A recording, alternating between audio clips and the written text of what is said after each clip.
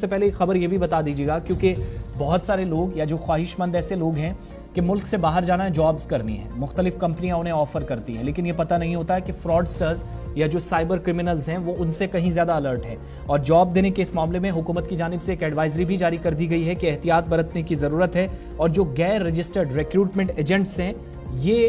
काफ़ी ज़्यादा सरगर्म है, इन पर भी कार्रवाई होगी। लेकिन मुलाजमत की जो पेशकश करने वाले अफराद हैं वो काफ़ी एक्टिव हैं और लोगों को फ़ोन कॉल्स, मैसेजेस आ रहे हैं जिस पर वो कई बार लालच में आकर इन लोगों के साथ रब्ता भी करते हैं और पैसे भी कई बार गवा बैठते हैं या नुकसान काफ़ी ज़्यादा उठाते हैं। बिल्कुल, देखें जम्मू कश्मीर में जहाँ एक तरफ बेरोजगारी है, दूसरी पढ़ाई लिखाई मुकम्मल करने के बाद जब आप MTech, BTech, PG, sociology, PhD करने के बाद आप यहाँ के हुकूमती इदारों में जाम नहीं हो पाते हैं, गैर सरकारी इदारों में आपकी नौकरियाँ जो है नहीं हासिल हो पाती हैं, उसकी कई एक वजूहत है। इससे पहले कि हम रिक्रूटमेंट एजेंसीज पे जाएं, जम्मू कश्मीर में प्राइवेट सेक्टर जब तक यहाँ पे है, कश्मीर प्रोविंस का खुसूसी जब तक हम बात करें, क्योंकि यहाँ मौसम की मार है, 6 महीने आपको कामकाज बिल्कुल उसका तबादला नहीं मिलता है,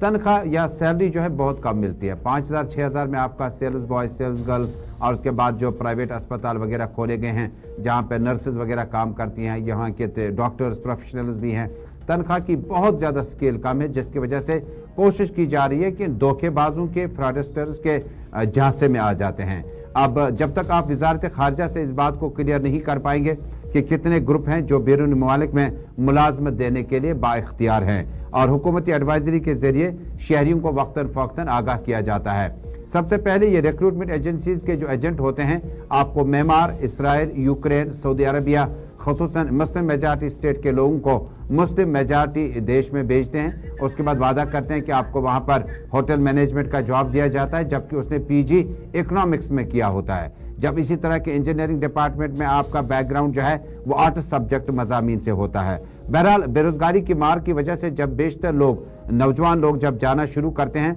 तो मैंने बहुत सारे केसेस देखे जहां मिडल ईस्ट में, मशरिकी वस्ता में या अरब ममालिक में बहुत सारे लड़के यहां पर होटल मैनेजमेंट के काम के लिए गए थे। आपको जो वेटर या होटल में एडवांस मैनेजर रखा जाएगा, उससे वहाँ वो सैंड की बोरियां ले जाने के लिए कहा गया, वो भी 20वें 21वें मंजिल पर। वो दूसरे, तीसरे, चौथे दिन जो है अपना वीज़ा जो है वहीं पे ख़त्म कर देता है, वापस निकल जाता है। लेकिन निकलना भी उतना आसान है, जहां सरकार ने साफ कर दिया कि रिक्रूटमेंट एजेंसीज जिनकी शनाख्त नहीं होगी, जिनकी कोई रजिस्ट्रेशन नहीं होगी, आप उन पर एतबार न करें। लेकिन जब वो वापस भी आना चाहें तो उनका कंपनी के साथ जो महादा होता है, मैंने बहुत पहले बॉलीवुड की एक मूवी देखी थी जिसमें लोगों को रात भर कश्ती में डाल कर सुबह जब बंदरगाह पे पहुंचाया जाता था मुंबई के, तो कहा जाता था कि आप दुबई पहुंच गए। तो इसी तरह पर रिक्रूटमेंट एजेंसीज जो हैं वो अपने कारोबार में लगे हुए हैं। सरगर्म है और हुकूमत ने एडवाइजरी के जरिए अब सईद जमन साहब